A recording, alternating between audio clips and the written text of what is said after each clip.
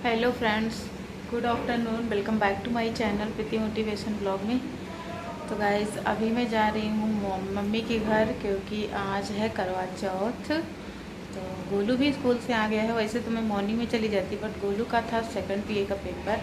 तो Golu finally paper दे करके आ गया है और खाना वाना भी खा लिया है, इधर फ्रेश भी हो गया है। हम निकलने वाले हैं, तो चलिए फटाफट निकलते हैं, फिर आपसे मिलते हैं।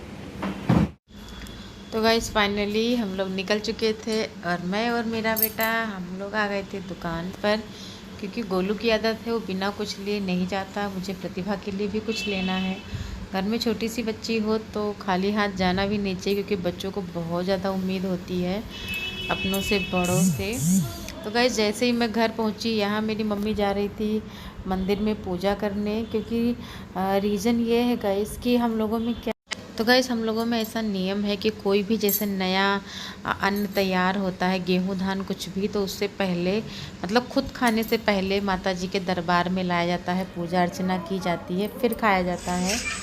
तो यही सारे रीज़न थे, क्योंकि शाम को बनना था परा नए चावल का, तो उससे पहले मेरी मम्मी ने पूजा वगैरह कर। तो गाइस यहाँ मैं अपने दादाजी के घर आ गई थी, मतलब बड़े पापा के घर। तो यहाँ इनके यहाँ छत पर बन रहा था फरा और मेरे यहाँ नीचे बन रहा था फरा। तो गाइस ये त्यौहार ही होता है फरा का, तो हर किसी के घर में फरा बनता ही है। और मुझे तो फरा बहुत ही टेस्टी लगता है, मेरे भाई को भी बहुत टेस्टी लगता है। और मेरा भाई जब ये ब्लॉग देखेगा ना, तो उसके मुँह में ज़रूर पानी आ जाएगा। और आप लोगों में से किसको किसको अच्छा लगता है कमेंट बॉक्स में ज़रूर बताइएगा। यहाँ मेरे पापा जी मेरी बुआ जी को लेकर के आ गए थे, क्योंकि मेरी बुआ जी मेरे साथ ही पूजा करती हैं। यह मेरी छोटी सी बुआ। तो गाइज़ मैंने गूगल किया था, गूगल पर यह था कि 8:15 पर चंद्रमा निकल आएगा। तो यहाँ पूजा जी भी फ्रेश हो रही थी।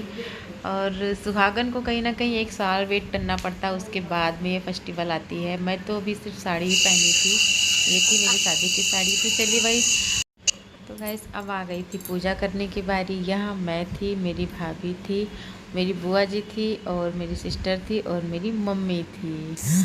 तो बहुत ही अच्छा लगता है पूजा करना, क्योंकि जब हम लोग साथ में ग्रुप में पूजा करते हैं तो मतलब अच्छा लगता है। जब आप अकेली पूजा करते हो तो बस 2 मिनट में सारी चीज़ें ख़त्म हो जाती, तो वो इतना इंटरेस्टिंग नहीं होता।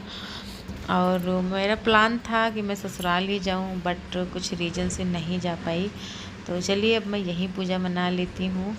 और आप लोगों के लिए भी मैं कामना करूँगी कि आपका जो वैवाहिक जीवन है वो सुखमय हो। मतलब एक दूसरे की भावनाओं को आप लोग समझो, एक दूसरे का सम्मान।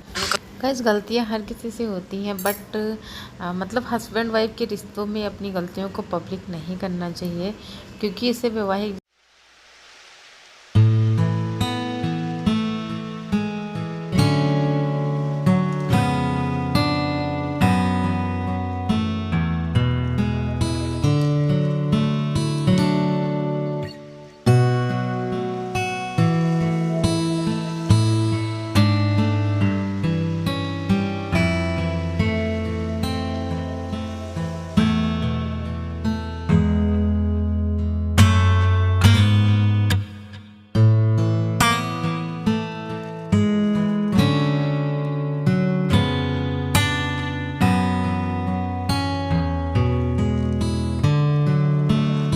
यहाँ हम लोग हंस रहे थे। उसका रीज़न ये है कि मेरी मम्मी पूड़ी बहुत ही बड़ा बड़ा बनाई थी।